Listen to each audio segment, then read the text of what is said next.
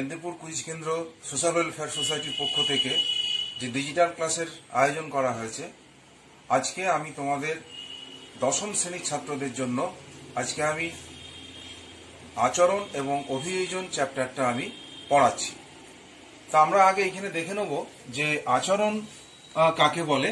পরিবেশের কোনো ইঙ্গিত বা উদ্দীপকের প্রভাবে বা অন্য কোনো জীবের ক্রিয়ার ফলে কোনো একটি জীব স্নায়ুতন্ত্রের নিয়ন্ত্রণাধীন থেকে যে ক্রিয়া করে তাকেই আচরণ বলে। অর্থাৎ একটা জীব তার পরিবেশের বিভিন্ন উদ্দীপক সাহায্যে কোনো জীবের ক্রিয়া এবং তার সেই ক্রিয়াটা নিয়ন্ত্রণাধীন থাকতে হবে করে যে আচরণ, যে ক্রিয়াগুলো আমরা দেখতে পাই সেটাই হলো জীবের আচরণ। এক কথায় জীব যা করে সেটাই হচ্ছে তার আচরণ, এবং এই আচরণের ফল কিন্তু অত্যন্ত সুদূর প্রসারী। যেমন আচরণের মাধ্যমে জীব তার অস্তিত্ব রক্ষা করে, আচরণে জননে সাহায্য করে, খাদ্য অন্বেষণে সাহায্য করে, আত্মরক্ষায় সাহায্য করে, এবং সবথেকে বড় কথা যেটা হলো অভিব্যক্তিতে অত্যন্ত গুরুত্বপূর্ণ ভূমিকা পালন করে। এখন আমরা এবারে দেখব এই অভিযোজন কথাটার সাথে আমরা অনেকেই কম বেশি সবাই জানি যে মানিয়ে নেওয়ার ব্যাপারে একটা থেকে যায়। অ্যাকচুয়াল অভিযোজন কি? অভিযোজন হচ্ছে জীবের বেঁচে থাকার কৌশল। অর্থাৎ আমরা যে বেঁচে আছি, আমরা যে বিভিন্ন কৌশল অবলম্বন করে বেঁচে রয়েছি, সেটাই হচ্ছে অভিযোজন। এখানে অভিযোজনের একটা কমন যে সংজ্ঞা, কমন যে একটা বিষয়, সেটা কি বলছে এখানে? পরিবেশের পরিবর্তনের সাথে সামঞ্জস্য বজায় রেখে জীবের আকার, আয়তন, শারীরবৃত্তীয় কার্যকলাপ বা আচরণের পরিবর্তনই হলো অভিযোজন। অর্থাৎ আমরা যে পরিবেশে বাস করি সেই পরিবেশের সঙ্গে মানিয়ে চলা, সেই পরিবেশে জীবটার একটা আকার, আয়তন এবং তার শারীরবৃত্তীয় কার্যকলাপের যে পরিবর্তন হয় সেটাই হচ্ছে অভিযোজন। অ্যাকচুয়াল এই প্রাকৃতিক নির্বাচনের মাধ্যমে কোনো জীবের পপুলেশনে, অর্থাৎ তার কোনো জীবের জনসংখ্যায় অভিযোজনের কিন্তু উদ্ভব ঘটে। খুব ইন্টারেস্টিং কথা কিন্তু এটা। প্রাকৃতিক নির্বাচনের মাধ্যমে কোনো জীবের পপুলেশনে বা জনসংখ্যায় অভিযোজনের উদ্ভব ঘটে। এখানটা কিন্তু আমি ছাত্রদের বলবো তোমরা একটুখানি এটা নোট ডাউন করো। প্রাকৃতিক নির্বাচনের মাধ্যমে কোনো জীবের পপুলেশনে অর্থাৎ জনসংখ্যায় অভিযোজনের উদ্ভব ঘটে। বিজ্ঞানী বাফলো 1964 সালে তিনি একটি সর্বজন বিদিত একটি অভিযোজনের সংজ্ঞা দিলেন। সেখানে কি বলা হলো? কোনো একটি নির্দিষ্ট পরিবেশে বেঁচে থাকার জন্য এবং বংশবৃদ্ধি করার জন্য জীবের যে গঠনগত ও শারীরবৃত্তীয় স্থায়ী পরিবর্তন ঘটে তাকে অভিযোজন বলে।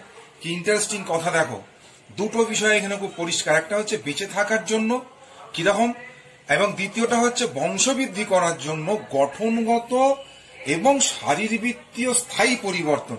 জাস্ট লুক দ্য টার্ম, বিষয়টা ভালো করে লক্ষ্য করে দেখো। বেঁচে থাকার জন্য, পরিবর্তিত পরিবেশে বেঁচে থাকা এবং বংশবৃদ্ধি করার জন্য তার কি পরিবর্তন হচ্ছে? গঠনগত এবং শারীরবৃত্তীয় স্থায়ী পরিবর্তন।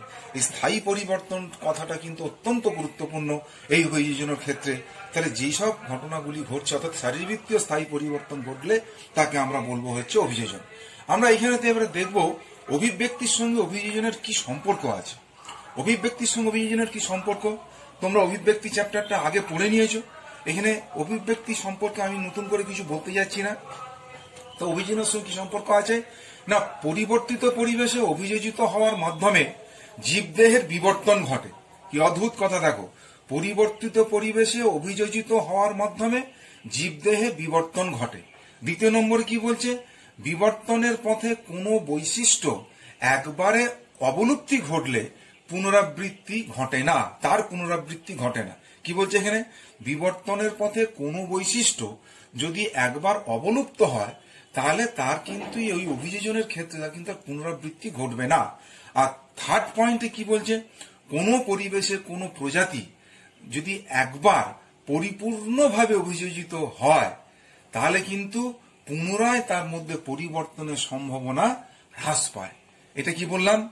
একবার কোনো জীব অর্থাৎ কোনো প্রজাতি কোনো পরিবেশে যদি একবার পরিপূর্ণভাবে অভিযোজিত হয় তাহলে কিন্তু তার পুনরায় পরিবর্তনের সম্ভাবনা থাকবে না, অর্থাৎ হ্রাস পাবে। এই তিনটি হলো অভিযোজন সঙ্গে অভিব্যক্তির একটা সম্পর্ক আমি তোমাদের জন্য এখানে একটা উপস্থাপন করেছি। এবারে আমরা এখানে পড়বো অভিযোজনের কয়েকটা উদাহরণ। সেই অভিযোজনের উদাহরণের মধ্যে 3 ধরনের উদাহরণ আমরা এখানে পড়বো। একটা হচ্ছে অঙ্গ সংস্থানগত অভিযোজন, একটা পড়বো শারীরবৃত্তীয় অভিযোজন, আর একটা পড়বো আচরণগত অভিযোজন। কেমন? 3টে: অঙ্গ সংস্থানগত অভিযোজন, শারীরবৃত্তীয় অভিযোজন এবং আচরণগত অভিযোজন। তো তার মধ্যে প্রথমে আমরা অঙ্গ সংস্থানগত অভিযোজনটা আমরা একটু আলোচনা করে নিই তোমাদের স্বার্থে। পরিবেশে বেঁচে থাকার জন্য জীবের বাহ্যিক বা আভ্যন্তরীণ গঠনের সুবিধাজনক উন্নত ও স্থায়ী পরিবর্তনকেই বলা হয় অঙ্গ সংস্থানগত পরিবর্তন। পরিবেশে একটা জীব বেঁচে থাকার জন্য তার বাহ্যিক এবং আভ্যন্তরীণ গঠনের সুবিধাজনক এবং উন্নত যে স্থায়ী পরিবর্তন হয় সেটাই হচ্ছে তার অঙ্গ সংস্থানগত অভিযোজন। যেমন আমরা এখানে 3টে উদাহরণ দেখব। যেমন ক্যাকটাসের অভিযোজন। আমরা জানি ক্যাকটাস হচ্ছে জঙ্গল উদ্ভিদ বা জেরোফাইটিক প্ল্যান্ট, অর্থাৎ যে সমস্ত উদ্ভিদরা মরুভূমি বা ঊষর পরিবেশে বা শুষ্ক অঞ্চলে বসবাস করে তাদের বলা হয় জঙ্গল উদ্ভিদ বা জেরোফাইটিক প্ল্যান্ট। তেমনি ফণিমনসা হলো একটি জেরোফাইটিক বা ক্যাকটাস জাতীয় উদ্ভিদ, অর্থাৎ তার কি অভিযোজন হয়েছে না মরু অঞ্চলে বসবাস করার জন্য ক্যাকটাসের যে পরিবর্তনগুলো লক্ষ্য করা যায় সেগুলো কি কি না ঊষর পরিবেশে বসবাস করার জন্য তাদের বাষ্পমোচন প্রক্রিয়াকে হ্রাস করার জন্য তাদের পাতাগুলো কাঁটায় পরিণত হয়েছে। This is very important point. ঊষর পরিবেশ বা মরুভূমি পরিবেশে বসবাসের জন্য বাষ্পমোচন প্রক্রিয়াকে হ্রাস করার জন্য, যেহেতু জল পাচ্ছে না তাই বাষ্পমোচন প্রক্রিয়াকে হ্রাস করতে হবে, তাই সেখানেতে পাতাগুলো কাঁটায় পরিণত হয়ে গেছে।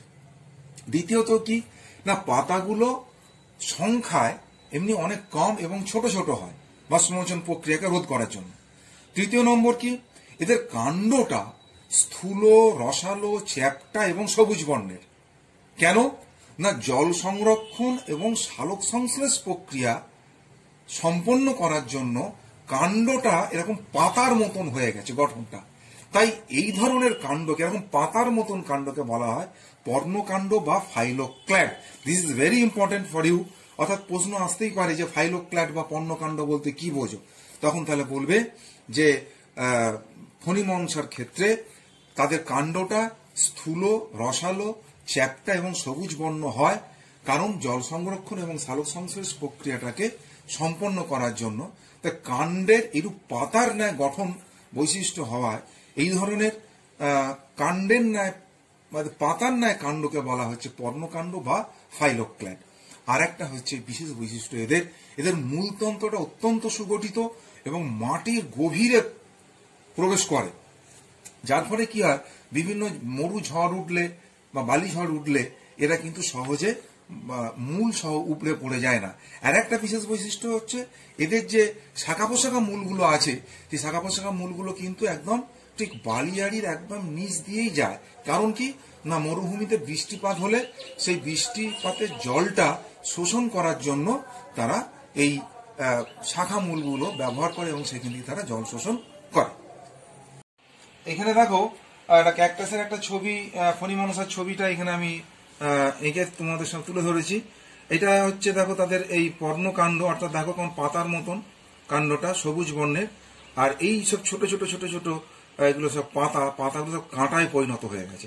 বাষ্পমোচন প্রক্রিয়াটাকে রোধ করার জন্য গাছের এইরূপ পরিবর্তন, এই পর্ণকাণ্ড কেমন দেখতে হয় ফাইলোক্ল্যাড যেটা। এবারে চলে আসবো দেখো রুই মাছের পটকার অভিযোজনে। রুই মাছের পটকার অভিযোজন। রুই মাছ যেহেতু জলজ প্রাণী, অর্থাৎ এরা কিন্তু মুখ্য জলজ প্রাণী, অর্থাৎ এদের পূর্বসূরীরা তারাও জলে বসবাস করত, তাই এদেরকে মুখ্য জলজ প্রাণী বলে। তা জলে বসবাস করার জন্য রুই মাছের শরীরের ভিতরে পটকার একটা বিশেষ অভিযোজন হয়েছে। পটকাটা কোথায় আছে না ঠিক মেরুদণ্ডের নিচে, উদরগহরে মেরুদণ্ডের ঠিক নিচে পটকাটা অবস্থিত। বায়ুপূর্ণ থলি, এই বায়ুপূর্ণ থলিটাকেই বলা হয় পটকা বা উদস্থৈতিক অঙ্গ।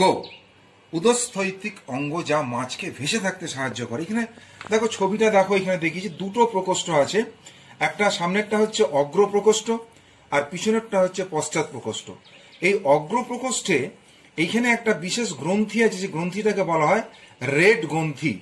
এই রেড গ্রন্থির কাজ হচ্ছে এরা বায়ু উৎপন্ন করে, তাহলে বায়ু উৎপন্ন করলে কি হবে না পটকাটা ফুলে উঠবে, পটকাটা ফুলে উঠবে। তাহলে পটকাটা ফুলে উঠলে কি হবে না পটকাটা বাতাসপূর্ণ হয়ে গেলে পটকাটাতে অর্থাৎ মাছের দেহের আপেক্ষিক গুরুত্বটা কমে যাবে, ফলে মাছের দেহে হালকা হয়ে মাছ তখন জলে ভাসতে থাকবে, উপরের দিকে উঠে আসবে।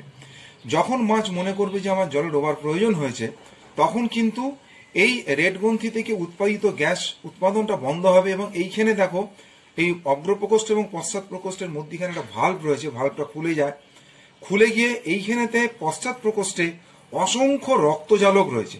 এই রক্তজালকগুলোকে বলা হয় রেটিয়া মিরাবিলিয়া। কি বলে? রেটিয়া মিরাবিলিয়া। রেটিয়া মিরাবিলিয়া কি না পশ্চাৎ প্রকোষ্ঠের গাত্রে অসংখ্য রক্তজালক, তাদের বলা হয় রেটিয়া মিরাবিলিয়া। এই রেটিয়া মিরাবিলিয়ার কাজ হচ্ছে এই রেড গ্রন্থিতে উৎপাদিত গ্যাসকে শোষণ করে নেওয়া। তাহলে শোষণ করলে কি হবে না গ্যাসটা পুরো শোষিত হয়ে গেলে পটকাটা চুপসে যাবে, অর্থাৎ তখন রুই মাছের দেহের যে আপেক্ষিক গুরুত্বটা বেড়ে যাবে, ফলে রুই মাছ তখন কিন্তু জলের মধ্যে ডুবে যাবে, তার গভীরে যেতে সে সাহায্য করে। এইটা হচ্ছে অভিযোজনী রুই মাছের পটকার বিশেষ গুরুত্ব। এবারে আমরা পায়রার বায়ুথলির অভিযোজনটা আমরা দেখে নেবো, একটুখানি পড়ে নেবো, জেনে নেবো। পায়রার বায়ুথলির অভিযোজন, পায়রাকে বলা হয় মুখ্য খেচর প্রাণী। পায়রাকে কেন মুখ্য খেচর প্রাণী বলে না পায়রার পূর্বপুরুষরা তারাও কিন্তু আকাশে উড়ে তারা জীবনযাপন করেছে। বর্তমানে পায়রাও তারাও কিন্তু আকাশেই উড়ে তারা জীবনযাপন করে। তো পায়রার অভিযোজন অনেক ধরনের হয়েছে, তার মধ্যে আমরা যেটা বিশেষ যে অঙ্গের একটা অভিযোজন হয়েছে সেটা হচ্ছে তার এই খেচর অভিযোজনের জন্য তার বায়ুথলির সৃষ্টি হয়েছে। আমরা প্রত্যেকে জানি যে পায়রার মুখ্য শ্বসন অঙ্গের নাম হচ্ছে ফুসফুস। এখানে দেখো দুটো ফুসফুস তার বক্ষগহ্বরের মধ্যে রয়েছে। এই ফুসফুসকে কেন্দ্র করে তার টোটাল 9টা অতিরিক্ত বায়ুথলি তারা অবস্থান করছে। প্রত্যেকটা ফুসফুসের সঙ্গে বায়ুথলিগুলো যুক্ত আছে। বায়ুথলিগুলো কি? এগুলো হচ্ছে পাতলা পর্দাবৃত রক্তজালকহীন বায়ু প্রকোষ্ঠ। পাতলা পর্দাবৃত রক্তজালকহীন বায়ুপূর্ণ প্রকোষ্ঠ যেগুলো ফুসফুসের সঙ্গে যুক্ত থাকে। এইগুলোর কাজ কি না পায়রা যখন আকাশে উঠতে যায়, যখন ওড়ার সময় এদের যখন ডানাটাকে প্রসারিত করে তখন এদের বক্ষ পিঞ্জরটাও প্রসারিত হয়। এদের বুকের সামনের যে অস্থিটা আছে সেই অস্থিটা হচ্ছে নৌকোর মতন। কেমন? এই নৌকোর মতন হওয়ার জন্য এরা বাতাসটা খুব সহজে কেটে উঠতে পারে। তা এই কিলটা নৌকোর মতন হয় এবং এই ফুসফুসটা যেমন যখন তখন বাতাস গ্রহণ করে প্রসারিত হয় বক্ষপিঞ্জর, এবং প্রসারিত হওয়ার সাথে সাথে এই যে দেখছো এখানে বায়ুথলিগুলো রয়েছে 9টি, এই 9টি এয়ার সেক্স বা বায়ুথলিগুলো তারা বায়ুপূর্ণ হয়।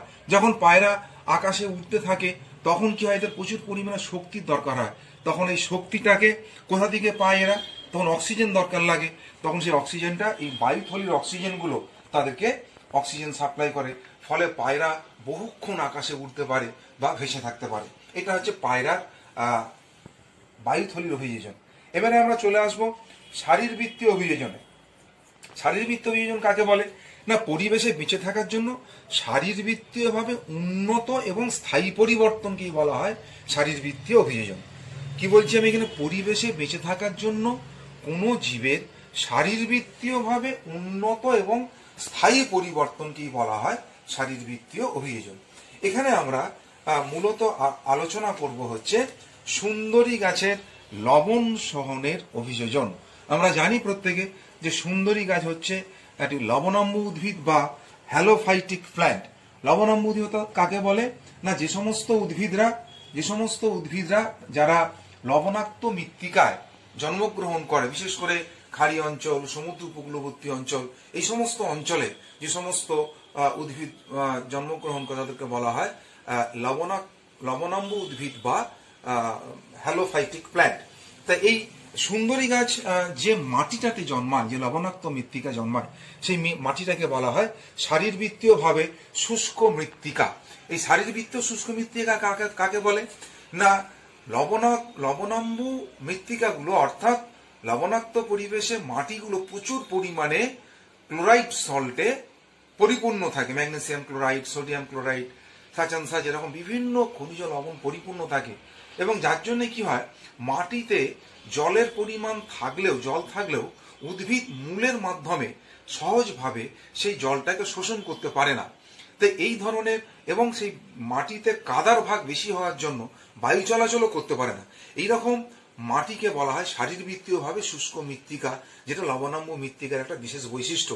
এই সুন্দরী গাছ সেরকম একটি লবণাম্ব উদ্ভিদ বা হ্যালোফাইটিক প্ল্যান্ট, যে এই শারীরবৃত্তীয় শুষ্ক মৃত্তিকায় জন্মায়, এবং তার যে অভিযোজনগুলো আমরা দেখেছি এটা হচ্ছে মূলের অভিযোজন। এখানে আমরা দেখি শ্বাসমূল, অর্থাৎ মাটিতে অধিক লবণ থাকে এবং মাটির মধ্যে অক্সিজেন চলাচল করতে পারে না, বায়ু চলাচল করতে পারে না। তাই এখানকার মূলগুলো, তারা শাখা পোশাখা মূলগুলো তারা কি করে না, তারা অভিকর্ষের বিরুদ্ধে মাটিকে ফুঁড়ে, অর্থাৎ অভিকর্ষের বিরুদ্ধে তারা উপরে উঠে আসে, এবং এই মূলগুলির অগ্রভাগে অসংখ্য ছোট ছোট ছোট ছোট ছিদ্র থাকে, যেগুলোকে বলা হয় শ্বাসছিদ্র বা নিউমাথোড।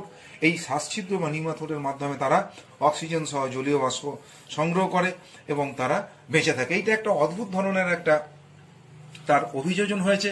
এই ধরনের মূলকে বলা হয় শ্বাসমূল বা নিউম্যাটোফোর।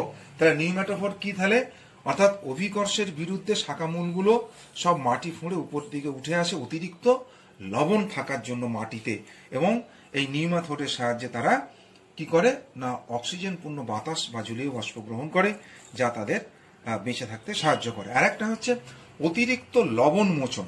এই অতিরিক্ত লবণ মোচনের জন্য এরা কি করে, আমরা আগেই বলে দিলাম যে মাটি অত্যধিক লবণাক্ত মৃত্তিকা। তাহলে অতিরিক্ত লবণকে মোচন করার জন্য তারা কি করেছে না মূলের ত্বক এবং অধস্তক, হ্যাঁ, অর্থাৎ এর এপিব্লেমা এবং হাইপোডার্মিস অত্যন্ত পুরু হওয়ার জন্য অন্তঃবিশ্বমন প্রক্রিয়া জল শোষণের সময় এদের লবণ শোষণে বাধা দেয়। কথাটা ভালো করে শোনো, অর্থাৎ এদের ত্বক এবং অধস্তক পুরু হওয়ার জন্য অন্তঃবিশ্বমনের মাধ্যমে জল শোষণের সময় লবণ শোষণ বাধা দেয়। এটা প্রথম। দ্বিতীয়ত কি না এদের কাণ্ডের বিভিন্ন কোষে অতিরিক্ত লবণ সঞ্চয় করে রাখে, যেগুলো তারা বাকল মোচন বা এদের যে ছাল, যে ত্বক, এরা মোচনের মাধ্যমে সেই লবণ, অতিরিক্ত সঞ্চিত লবণটাকে ত্যাগ করে। আর একটা হচ্ছে এদের পাতায় লবণ গ্রন্থি আছে, সে পাতাগুলো ত্যাগের মাধ্যমে এরা অতিরিক্ত লবণকে ত্যাগ করে। অর্থাৎ শারীরবৃত্তীয় অভিযোজন সুন্দরী গাছের লবণ সহনের অভিযোজনটা আমি তোমাদের জানালাম। এবারে হচ্ছে উটের অতিরিক্ত জলক্ষয় সহনের ক্ষমতা। উটের অতিরিক্ত জলক্ষয় সহনের ক্ষমতা। আমরা জানি যে উট হচ্ছে, আমরা জানি উটকে আমরা কি বলি না মরুভূমির জাহাজ। অর্থাৎ উট কিন্তু মরুভূমিতে বসবাস করে, অর্থাৎ মরুভূমিতে বসবাস করার জন্য এদের অভিযোজনকে বলা হয় কি না মরু অভিযোজন। তাই উটের যে অভিযোজনগুলো আমরা দেখব, সেখানে সেই অভিযোজনগুলোর মধ্যে আমরা দেখে নিই কিরম ধরনের তাদের অভিযোজন হচ্ছে ছোটখাটো, সেগুলো আমরা দেখি। আঙ্গিক অভিযোজন একটা হচ্ছে জল ক্ষয় রোধ করার জন্য অভিযোজনগত বৈশিষ্ট্যগুলো কি হয়েছে না এদের চামড়া অত্যন্ত পুরু এবং লোমযুক্ত হওয়ায় বাষ্পীভবন রোধ করে। আচ্ছা দেখো, বাষ্পীভবন কাকে বলে? বাষ্পীভবন হচ্ছে জলের উপরিতল থেকে জলের বাষ্প আকারে উদ্গীরণ। জলের উপরিতল থেকে জলের বাষ্প আকারে উদ্গীরণকে বলা হয় বাষ্পীভবন। তাহলে এখানে দেখো না এদের চামড়াটা পুরু এবং লোমযুক্ত হয়, ফলে এদের বাষ্পীভবন হচ্ছে না, কম হচ্ছে। দ্বিতীয়ত কি না বাহ্যিক তাপমাত্রার সঙ্গে এদের দেহের তাপমাত্রা পরিবর্তিত হয়, যার ফলে কি হয় এদের ঘর্মক্ষরণটা হয় না। তৃতীয় নম্বর কি উষ্ণ শ্বাস ত্যাগ করে এরা। এরা উষ্ণ শ্বাস ত্যাগ করার সাথে সাথে কি হয় না এদের যে নাসাপথ, অর্থাৎ এদের যে নাসা বিবর, এরা শ্বাস ত্যাগ করছে, উষ্ণ শ্বাস ত্যাগ করছে। এই নাসা বিবরে প্রচুর পরিমাণ লোম রয়েছে, সেই লোমগুলোতে কি হয় এবং মিউকাস রয়েছে, সেইখানেতে যখন ওই উষ্ণ বাতাসটা আসছে, সেই উষ্ণ বাতাসটা ওই ঠান্ডা তলের সংস্পর্শে আসার ফলে ওই উষ্ণ বাতাসটা ঘনীভূত হয়ে জলবিন্দুতে পরিণত হচ্ছে, আর সেই জল তারা তখন সঙ্গে সঙ্গে তারা শোষণ করে শরীরের মধ্যে গ্রহণ করে নিচ্ছে। এটা একটা খুব সুন্দর ওদের একটা অভিযোজনগত বৈশিষ্ট্য। উষ্ণ শ্বাস ত্যাগের ঘনীভূত হওয়া নাসাপথে, ঘনীভূত হয়ে জলবিন্দুতে পরিণত হয়ে শরীরের মধ্যে সেই জল শোষণ। আর একটা কি না এরা অর্ধ কঠিন মূত্র ত্যাগ করে। সে অর্ধ কঠিন মূত্র ত্যাগ করার ফলে কি হয় জল শোষণ, অর্থাৎ জল অপচয় কম হচ্ছে। এরা ইউরিক অ্যাসিড ত্যাগ করে, এবং শুধু তাই নয় এরা যে মল ত্যাগ করে, মলটাও কিন্তু শুষ্ক মল ত্যাগ করে, শুকনো মল।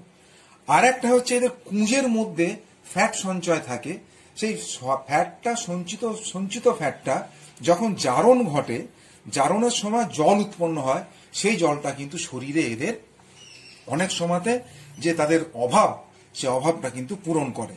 আর একটা হচ্ছে এদের পাকস্থলিতে এদের প্রচুর পরিমাণে জল সঞ্চয় করার জন্য এদের ওয়াটার স্যাক বা ছোট ছোট জলের থলি রয়েছে গোটা পাকস্থলী জুড়ে।